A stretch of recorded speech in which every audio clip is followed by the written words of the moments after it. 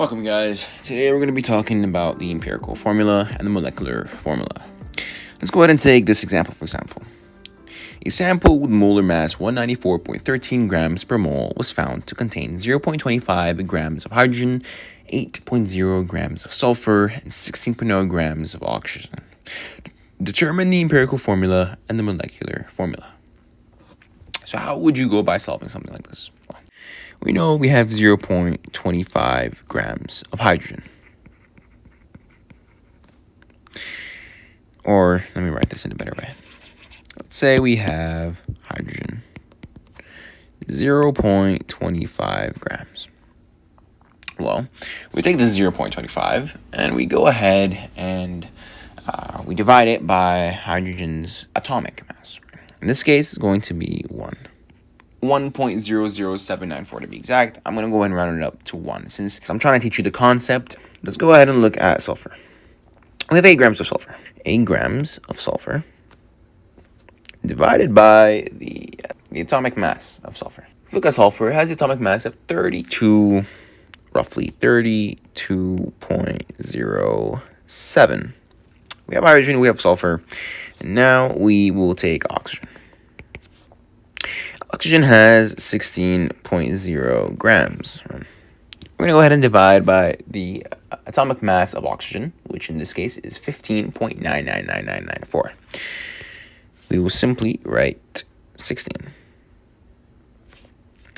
Great. Now that we have all of these, we're going to go ahead and calculate the difference. We know that oxygen is going to be 1. 16 divided by 16 is 1, roughly. We know that sulfur is going to roughly be 0.25. And we know that hydrogen is going to roughly be 0.25. It is meant that we choose the lowest one. However, in this case, we have hydrogen and sulfur that we could choose from. Right?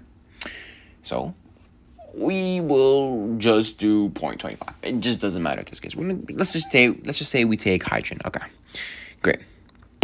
We took hydrogen. We're going to do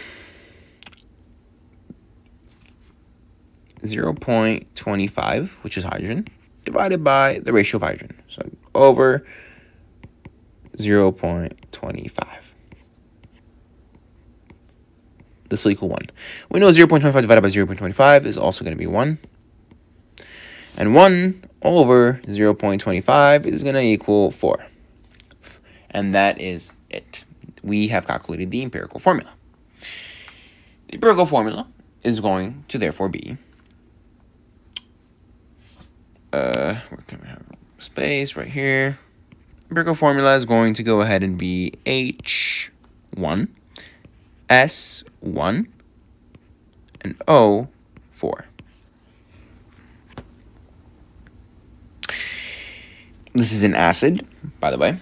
And if you studied nomenclature, you would know that this acid would be called sulfuric